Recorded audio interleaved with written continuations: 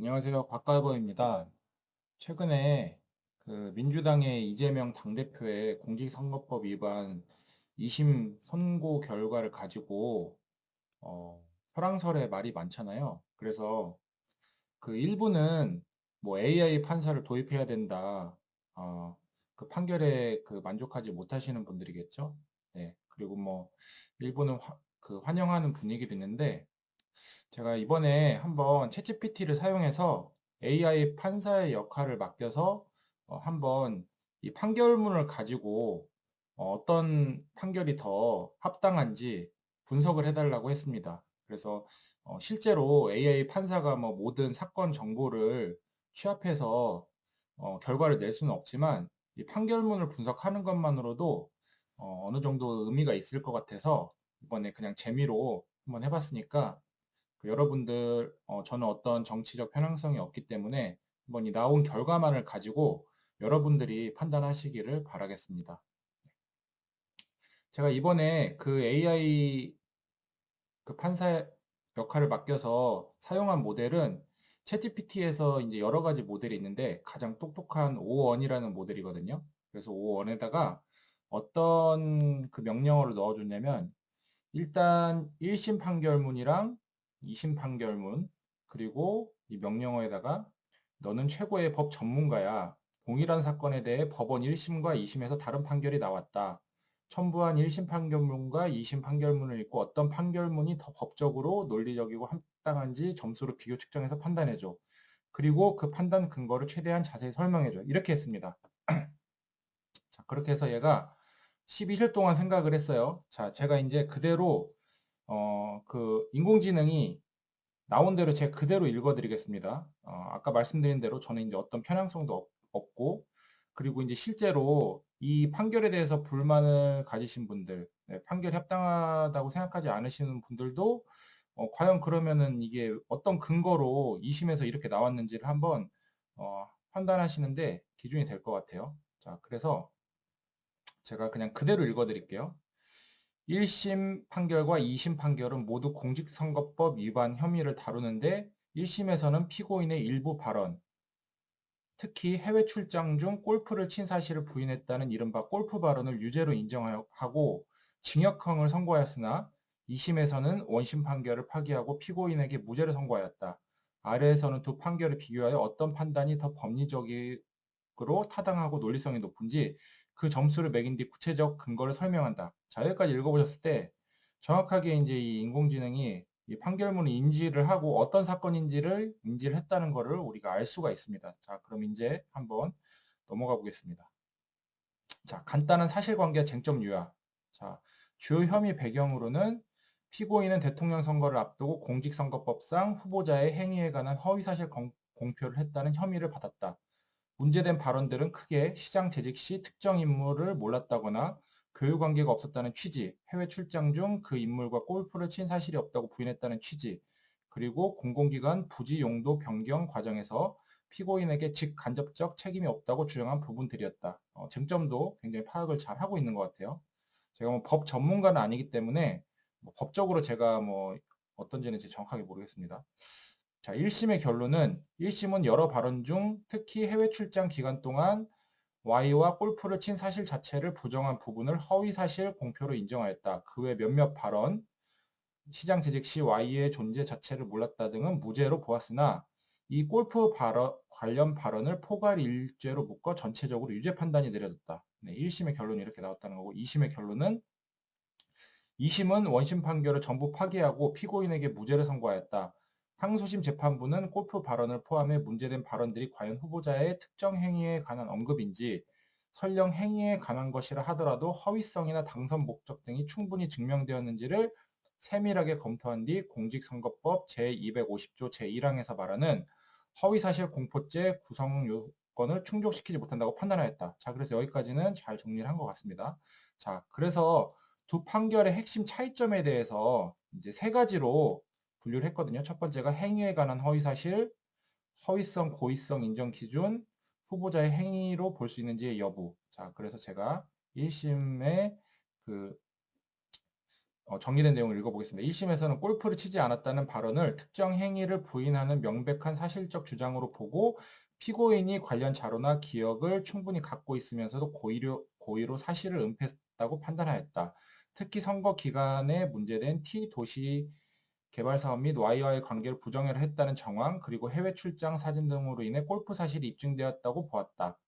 자, 2심에서는 발언의 전체 맥락을 면밀히 따져볼 때 피고인이 골프 사실 자체를 적극적으로 부인한 것인지 아니면 당시 사진이 조작된 것 같다는 식의 다른 논점을 말한 것인지 불가한지 엄격히 구분하였다. 또한 이런 언급들이 후보자의 구체적 행위 자체를 거짓으로 말한 것인지 여부가 분명치 않으며 만일 행위를 부정하는 발언이라 하더라도 고의나 허위성이 입증되지 않는다고 보았다.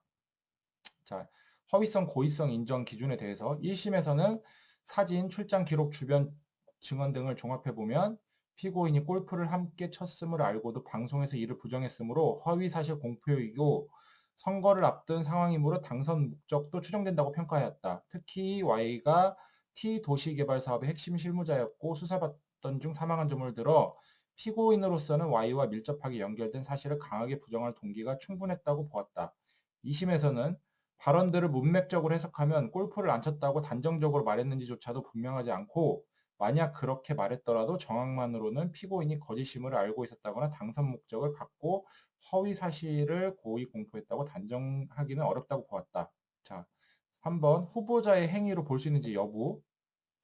공직선거법 제250조 1항은 후보자의 행위에 관한 사실을 허위로 공표해 처벌된다. 1심은 문제된 발언들을 정치인이었던 피고인의 구체적 행위, 실제 골프를 치고 사업 실무자와 교류했는가에 직결된다고 해석하였다. 2심은 말 자체가 행위 자체를 특정 부정한 허위사실로 보기 어렵고 발언의 맥락이 다소 즉흥적이거나 사실관계를 혼동한 것일 수 있으며 그 사실 자체만으로 형사처벌할 수준의 행위 부정이라고 인정하기 어렵다고 판단했다. 자, 여기까지는 정리가 아주 1심과 2심에서 핵심 논점에서 정리가 잘 된 것 같습니다. 자, 그래서 비교 평가 및 평가 점수. 자, 첫 번째는 법리적 논리성에 맞는지, 두 번째는 사실 인정의 증명력이 맞는지, 그리고 3번의 결과적 타당성에 측면에서 어떤 게 더 낫는지에 대해서 제가 읽어드리겠습니다. 1심은 골프 발언을 피고인의 구체적 행위를 부인한 허위 사실로 단정하는 과정에서 발언의 배경, 진위, 맥락을 한꺼번에 묶어 유죄를 인정하였다. 반면 2심은 발언 하나하나를 세분화하여 정말 행위 자체를 부정하는 취지인지 아니면 교유 관계를 부합하지 않으려 한 일반적 언급인지를 더 엄격하게 해석함으로써 허위성, 행위성, 고의성을 모두 살폈다. 결과적으로 2심은 표현의 엄격 해석, 후보자의 행위에 관한 발언인지 여부에 대한 면밀한 고찰 등 법리적 기준을 최대한 엄밀히 적용하였다. 이런 점에서 2심 판결의 논리 구조가 보다 정교하고 명확하다고 평가할 수 있다. 자, 그리고 사실 인정의 증명력에 관해서는 1심은 사진 출장, 보고서, 주변 진술 등을 종합해 골프를 함께 친 사실이 명백하다고 본 뒤 피고인의 발언을 허위 사실 공표로 이어붙였다. 증거 해석 자체는 어느 정도 설득력이 있지만 각 발언이 실제로 골프 행위를 부정하는 것인 내용인지 그것이 후보자 행위에 관한 사실 공표인지 등을 치밀하게 구분하진 않았다. 2심은 동일한 증거들을 살펴보되 피고인이 결국 골프를 친 사실을 부정했는 자체를 매우 엄격하게 해석해 그것이 형사처벌될 정도의 후보자의 행위를 허위로 공표한 것인지 판단했다. 이렇게 증거와 주관적 범위 및 발언의 문헌을 분리해보는 작업이 체계적이다. 자, 결과적 타당성에 대해서는 공직선거법상 허위사실 공표죄는 매우 엄격히 해석 적용해야 하는 범죄이다. 2심은 표현의 문헌이 후보자의 행위를 직접 부정했는지 당선 목적 허위 공표가 맞는지 등을 단계별로 엄밀히 살폈다. 이는 죄형법주의나 표현의 자유보장 취지와도 부합하여 법리적으로 훨씬 안정적 결론으로 보인다. 자, 이에 따라 1심 판결이 사건의 배경 정황을 폭넓게 살핀 공로는 있으나 구체적 법리 구성, 공표된 사실이 과연 후보자의 특정 행위인지 발언의 허위성이 명백히 입증되었는지 당선 목적과 고의성이 충분히 증명되었는지 면에서는 다소 단순화된 해석을 한 한계가 있다. 반면 2심 판결은 표현, 행위, 허위성, 고의성을 분리 분석하여 구성 요건 해당성을 엄격히 심사했다는 점에서 논증 구조가 더 치밀하다. 자, 그래서 최종 점수는 1심 판결에서는 법리적 논증적 완결성을 10점 만점 기준으로 6점 정도를 이 AI 판사가 판결했고요. 2심 판결에서는 명확한 법조문 해석과 단계별 검토가 훨씬 정교함으로 8점에서 9점 정도를 매겼습니다. 자, 그래서 결론 및 판단 근거를 다시 이제 한번 요약하면 2심 판결은 공직선거법 제250조 제1항의 구성 요건을 매우 엄격하고 세분화하여 판단함으로써 발언이 과연 행위에 관한 허위사실인지 피고인이 그것을 알면서 당선될 목적으로 거짓말했는지가 합리적 의심 없이 증명되지 않았다고 보았다. 이와 달리 1심은 피고인의 여러 정황과 동기, 일부 증거를 연결해 허위사실 공표를 폭넓게 인정하여 유죄로 판단했으나 세부 발언이 후보자의 구체적 행위를 부정한 허위사실인지에 대한 구분이 상대적으로 단순했다. 자, 그래서 이제 여기까지 이제 대략 보시면은 이건 사실 크게 1심 판결과 2심 판결의 그 취지와는 뭐 크게 다른 점은 없어요. 다만 이 챗GPT 즉 AI가 판단했었을 때는 2심이 좀 더 면밀하고 정교하게 분석했다라고 이제 판단을 한 것을 볼 수가 있습니다. 자, 그래서 여러분들이 생각하시기에는 아, 이래서 이제 아직 인공지능이 안 되는구나라고 판단을 하실 수도 있고요. 뭐 감정적으로 판단하는 것보다는 이런 식으로 판단하는 게 더 맞지 않나라고 AI를 더 신뢰하시는 분들도 계실 것 같습니다. 자, 이거는 각각의 여러분들의 판단에 제가 맡기도록 하겠고요. 이렇게 어, 이 인터넷상에서 AI 판사한테 맡겨야 되는 거 아니냐라는 거를 제가 간단하게 이제 1심과 2심 판결문을 가지고서 한번 어떤 게 더 점수가 높은지 알려달라고 했을 때 이런 결과가 나왔다는 점 여러분들도 인지를 하시고 여러분들도 앞으로 AI를 이런 식으로 재밌게 사용하시기를 바라겠습니다. 오늘도 영상 시청해 주셔서 감사합니다. 안녕히 계세요.